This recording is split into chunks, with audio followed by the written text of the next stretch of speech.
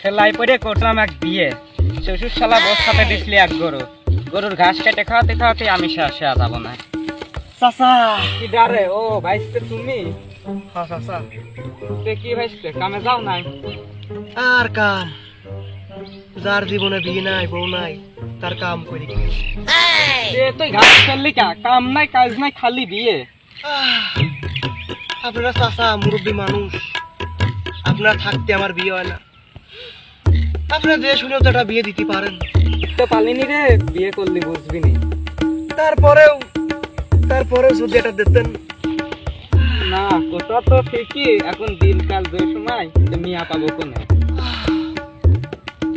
না কালকে আপনার মেয়েটাও তো দেখতে তো ভালোই, যদি একটু ব্যবস্থা করতেন আর কি। ওই দেখ, ওই শালা আমার মেয়ার দিক নজর দিচ্ছে। এইসব ভাইস্তে নেওয়ার সমাজে বাস করা যাবে না, আবার আমার মেয়ার দিক নজর চাই।